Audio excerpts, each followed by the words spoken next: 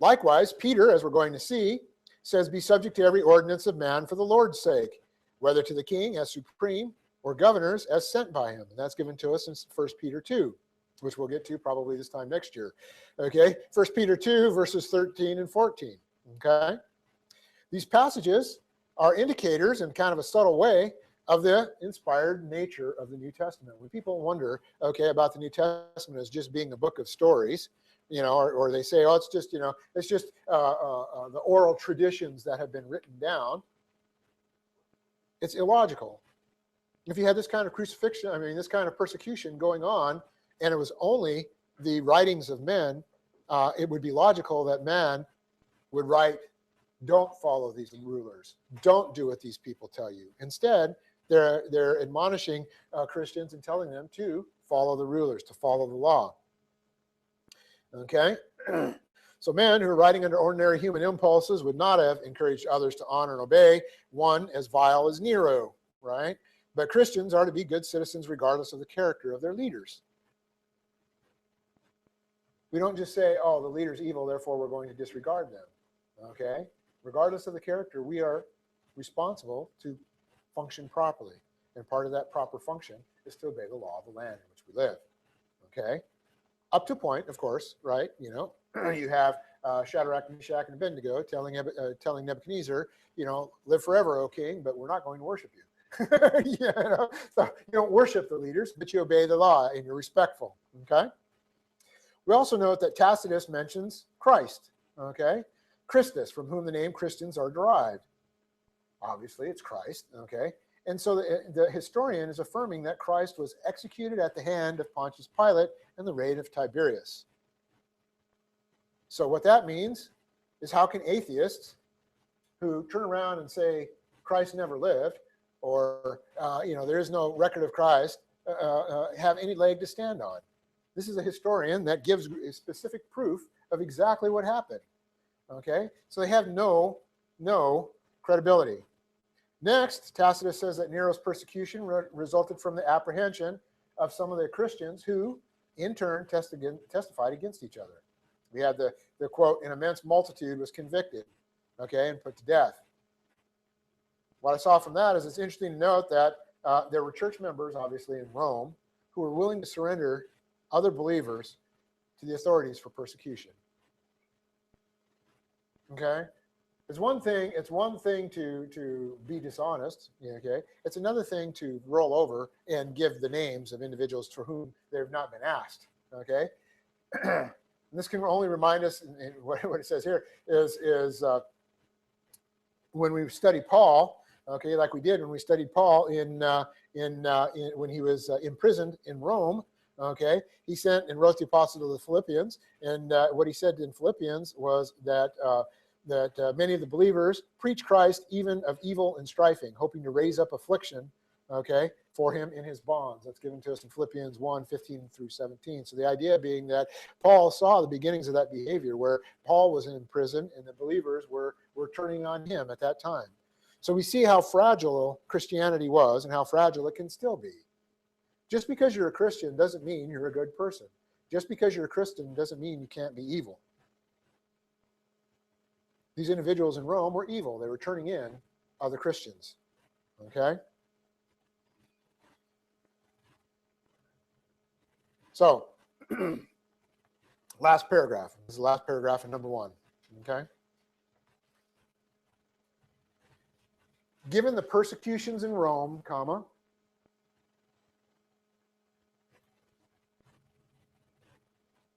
it was conceivable that Nero's insanity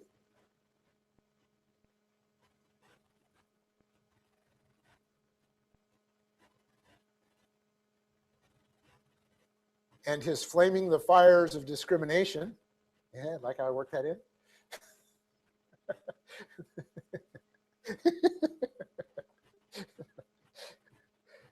Okay, that Nero's insanity and his flaming the fires of discrimination against the Christians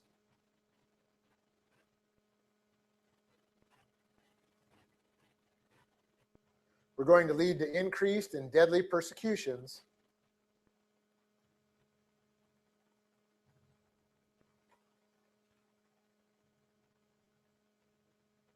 and other areas of the empire.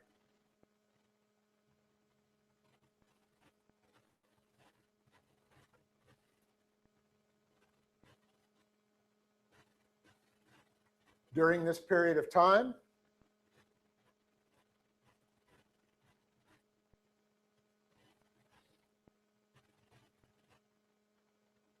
Paul is out of pocket on a missionary journey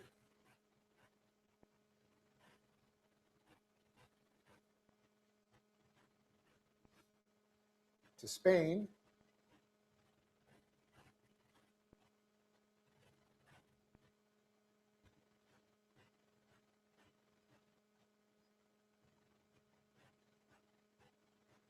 And therefore, Peter is going to fill the gap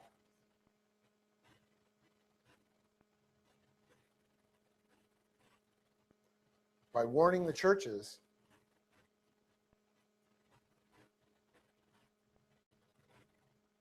that were originally founded by Paul.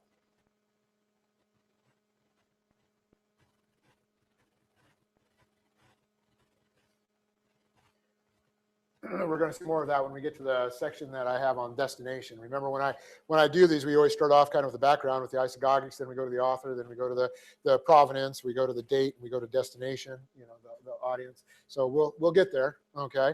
And then we'll eventually start actually going through the book, but it'll probably be second class next week at least, okay, before we actually get into the book. But if you don't have this background, then you don't have the confidence of what you're reading, and you don't have the understanding of what we're reading, okay? So that's why we're doing it. So point 2 is the author. And it's always amazing to me when I start studying these books and look at the authorship of the books, because they're always in question.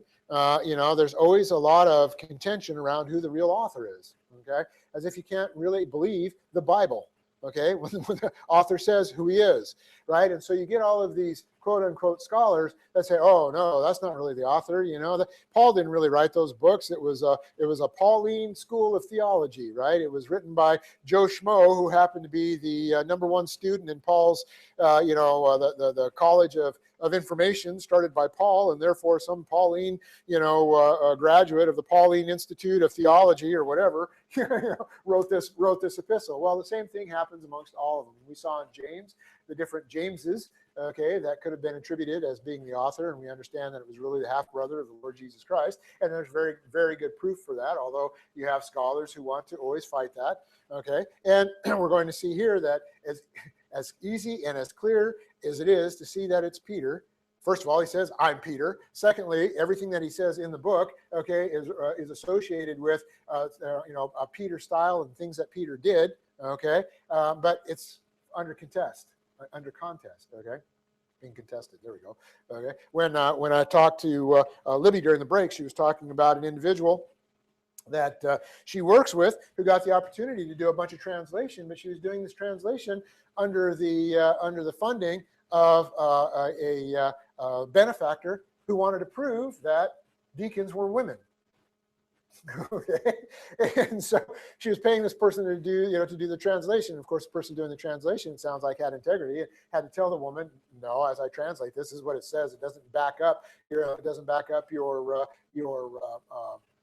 premise, okay? But what you find is that kind of stuff happens all the time. So you get these people that want to make a statement. They want to become famous somehow in the theological world, okay? And so they want to prove that this book wasn't written by whoever it says it was written by, right? And so we're going to get some of these. We're going to get some of the arguments, because the arguments are still in existence. There's a couple that have been discredited pretty easily, okay? But there's about 7 of them that you will hear, okay, if you spend any time at all with other individuals who are trying to make this kind of a point. If you decide to learn a little bit more about theology, if you decide to go into a Christian bookstore and get the bibliography of, or not bibliography, the life and times of Peter or whatever, depending on who you get it from and who the author is, they may or may not have some of these arguments. Okay, in the process of doing the research on this, it was interesting. I did find probably a handful of books on Amazon, okay, where there were authors who were trying to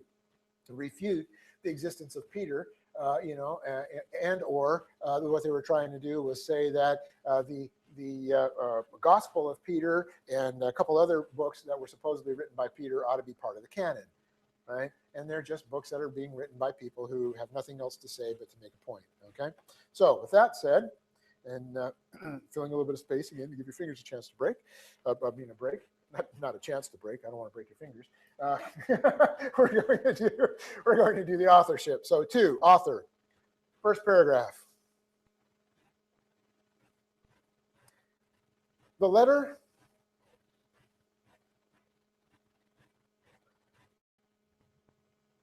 that the early church entitled, quote, the first epistle of Peter, end quote,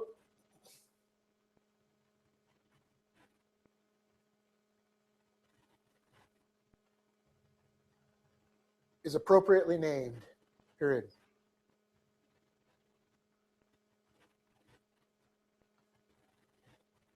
Remember, the titles don't necessarily come from the individual that wrote it.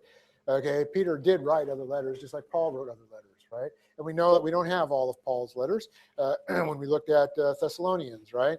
But he didn't say this is the first book, to the Thessalonians, and this is the second book to the Thessalonians. The names came from those who put it in the canon. Okay, so the early church fathers who helped create the canon, not create, but helped to recognize the canon. Okay, called this the first epistle of Peter.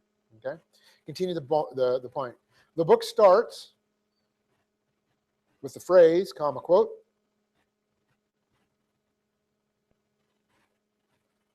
Peter, comma, an apostle of Jesus Christ, end quote.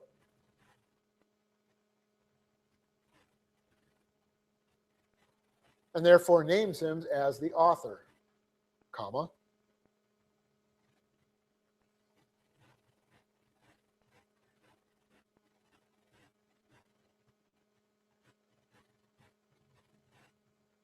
And 2 Peter, which of course I'll be teaching my grandkids, if I have any. And 2 Peter is identified as, quote, my second letter to you, end quote, in 2 Peter 3:1, period.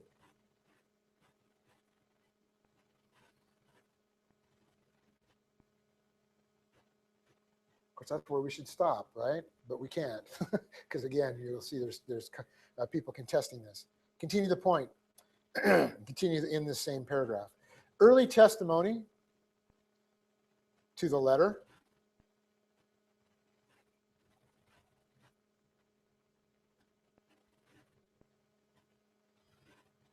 And Peter's authorship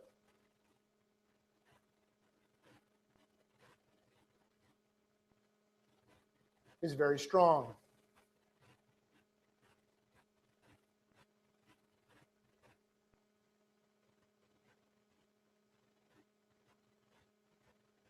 For example,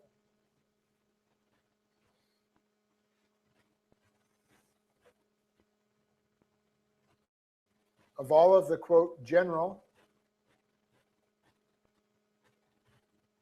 epistles, end quote, remember, Catholic epistles, of all of the general epistles, it is only 1 Peter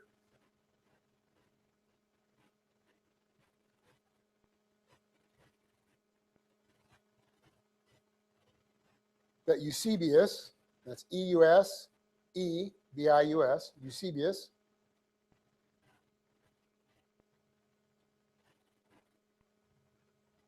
there's only 1 Peter that Eusebius classifies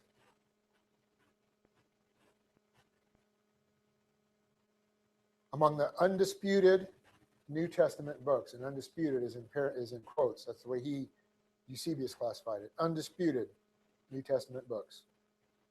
And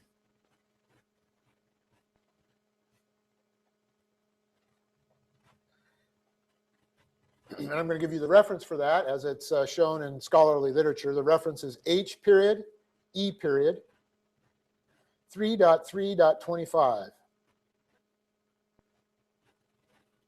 And if you go to find that, that means it's the ecclesiastical history.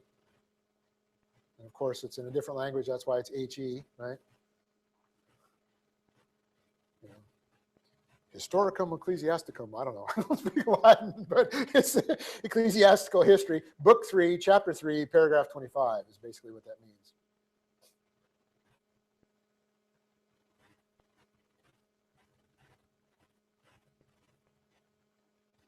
We'll get the next paragraph, and then we'll stop there because the paragraph after that actually starts the arguments. And I ran us over a little bit in the first class, so I'll give it back to you in the second class. So, next paragraph. Despite the strongly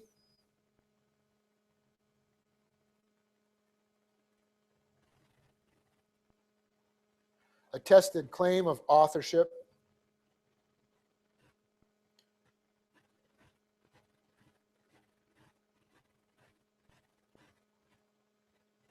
by the early church fathers,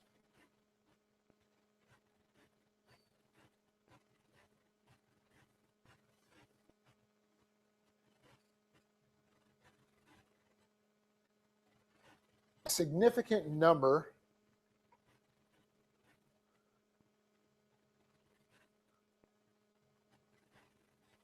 of contemporary writers, slant quote, scholars, end quote,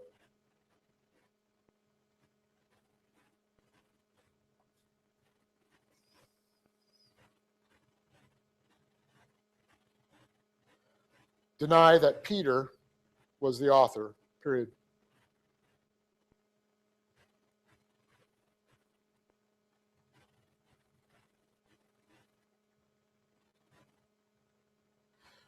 As I started going through and doing some of the research, what I found was that that kind of a thought process actually started around the 1600s, okay, and started coming out, when there was a lot of questioning going on about the Bible and about things like that, right? And you have individuals who are trying to make names for themselves again. It's also when the Bible started actually becoming a little bit more popular, okay, and you could actually get it, after the Gutenberg press and all that stuff, it started becoming available to the common man. Then you had people that all of a sudden, felt like they could be recognized by questioning things, okay, and nobody stopped them, and it's okay. It's a free society, right? It's supposed to be free, and so if someone wants to say it's not, Peter the apostle, even though the very first word says Peter, an apostle, but what's happened is it's on an upswing, and what's interesting is in the classes that I've been able to take, and I want to get back and take more, but the classes that I've been able to take, the readings that I have in those classes actually bring up some of these authors, okay, and you start seeing this, and it's almost like a majority now of modern day, just like everything else, where they're questioning everything else. A majority of modern day people are saying, oh well, it could be this or it could be that, or like we studied with Paul in the Pauline epistles. Well, what it is someone will say, well, yeah, Peter wrote most of it, but long after he was dead, other things got inserted into it, right? And other people finished it up and changed his thoughts and some of that. That isn't what happened. We understand verbal plenary inspiration, and we understand that this was written, okay, by the Apostle Peter. The Bible tells us who it was and goes on. But anyway, we're going to have to see some of these things, okay? So contemporary writers, slant scholars deny that Peter was the author. As we saw in James,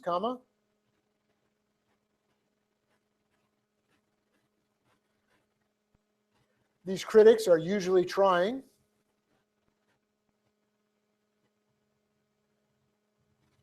to make a name for themselves,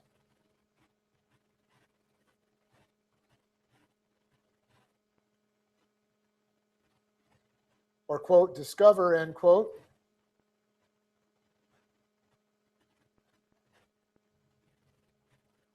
new meaning or lost information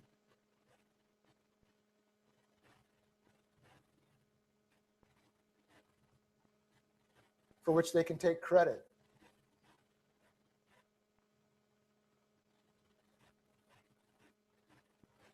Who knows, you find some lost information, and if you make it plausible enough, you can even start your own religion, which becomes the second largest religion in the world. Okay, so there's reasons for people trying to do this, right? Okay, new meaning or lost information for which they can take credit, period. But nonetheless, it's to our advantage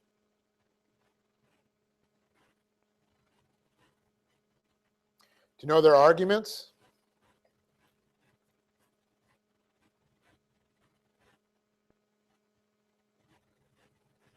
and attestations. A-T-T-E-S-T-A-T-I-O-N-S.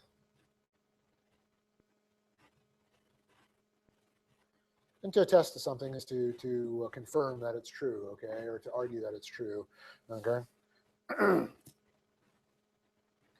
See, when I'm doing this, I can use my vocabulary a little bit when I'm doing when I'm doing translation. I don't get to use my big words, so I got to use my big words once in a while.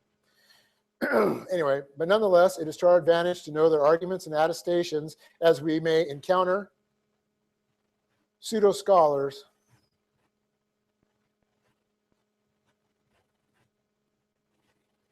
in our own lives. Period. And I ran you over anyway. I thought I was going to finish it early. Anyway, so this is where we'll pick it up next week, and we're going to see a couple of the different arguments, and of course, I'll give you the information associated with why that argument is specious, okay, and has no bearing. That's another $10 word, I guess, specious. Anyway, with that, we're going to go ahead and finish with a song. So if you'll stand, we're going to go back to the same song, number 9.